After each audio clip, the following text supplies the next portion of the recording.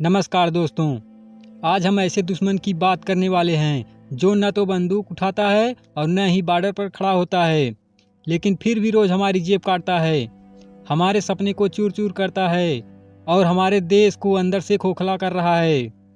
उसका नाम है भ्रष्टाचार। जी हाँ, आपने सही सुना।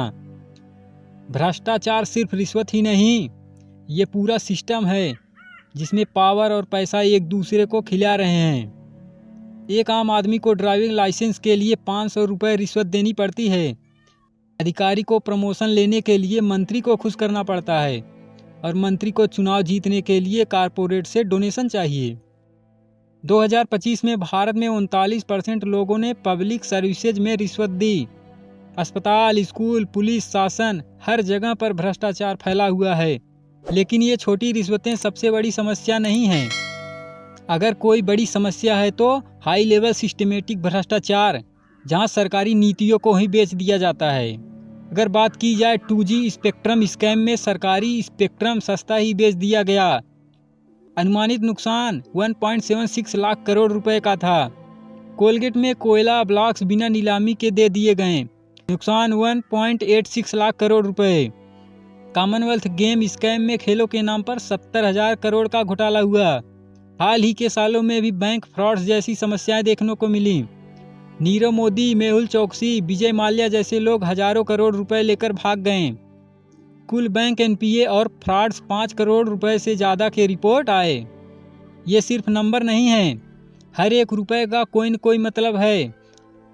या तो आपके स्कूल में टीचर की कमी है, अस्पताल में दवाइयाँ नहीं मिल पा रही हैं, सड़क खराब है। अगर अच्छी है तो ठेकेदार ऐसे बनाते हैं कि 2-4 महीने जाते जाते वह टूट फूट कर बिखर जाती है।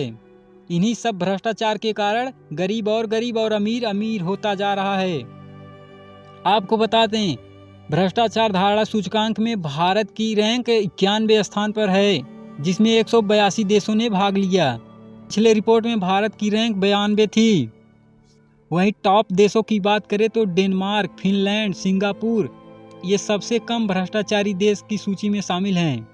कुछ लोग कहते हैं कांग्रेस के ज़माने में ज़्यादा स्कैम हुआ करते थे। क्या यह सच है? UPA के समय 2G, कोल, कॉमनवेल्थ गेम जैसे स्कैम हुए। अब सवाल आता है, क्या अब सब ठीक हो गया है? तो जवाब है नहीं दोस्तों। मोदी सरकार के समय भी बैंक फ्रॉड्स हुए। इलेक्टोरल बॉन्ड स्कीम, जिसे सुप्रीम कोर्ट ने असंवैधानिक कहा, जिसमें एक ही पार्टी को सबसे ज़्यादा अनाम डोनेशन मिले, ये लीगल भ्रष्टाचार नहीं है तो क्या है? आइए जानते हैं आम आदमी और अर्थव्यवस्था पर इसका क्या असर पड़ रहा है। सोचिए, अगर ये पैसे भ्रष्टाचार में नहीं गए होते तो क्या होता? हर साल लाखों करोड़ बच सकते थे, शिक्षा का बजट बढ़ाया जा सकता था, स्वास्थ्य मुफ्त हो सकती थी, इंफ्रास्ट्रक्चर वर्ल्ड क्लास होता। लेकिन आज भी भारत में कुपोषण, बेरोजगारी और असमानता जैसी समस्याएं पनप रही हैं और बढ़ती ही जा रही हैं। भ्रष्टाचार गरीबों को सबसे ज़्यादा कष्ट पहुंचाता है। अमीर लोग रिश्वत देकर काम निकाल लेते हैं, मिडिल क्लास टैक्स देता है और गरीब को सर्विस मिलती ही नहीं। वर्ल्ड बैंक के अनुसार भ्रष्टाचार से विकसित देशों का GDP ग्रोथ 0.5 से लेकर 1% तक कम हो जाता है। भारत जैसे देश में यह बहुत बड़ा ही नुकसान है। और सबसे बड़ी बात, ये लोकतंत्र खोखला कर देता है। जब पैसा वोट खरीदता है, जब कॉन्ट्रैक्ट दोस्तों को दे दिए जाते हैं, तब असली मुद्दे जलवायु परिवर्तन, नौकरियां, महिला सुरक्षा ये सब पीछे ही रह जाते हैं। अब सवाल आता है, क्या हम कुछ नहीं कर सकते? ऐसा तो है नहीं कि हम कुछ नहीं कर सकते। सिंगापुर से सीख लीजिए। ली कुआन ने एक छोटे से देश को भ्रष्टाचार मुक्त बनाया। आइए जानते हैं उन्होंने भ्रष्टाचार मुक्त देश कैसे बनाया। सबसे पहले कानून और तेज सजा। अधिकारियों को अच्छी सैलरी दी जाए, लेकिन 0 टॉलरेंस। एक भी केस में तुरंत एक्शन हो और जेल। इसकी तुलना भारत से की जाए तो भारत में केस सालों तक चलते रहते हैं। दूसरा है ट्रांसपेरेंसी। हर सरकारी कॉन्ट्रैक्ट ऑनलाइन RTI को मजबूत बनाया जाए। तीसरा है पूर्ण डिजिटलीकरण। R+DBT ने कुछ मदद की, लेकिन अब फुल E-गवर्नेंस अप्रूवल से कोई इंसानी दखल नहीं।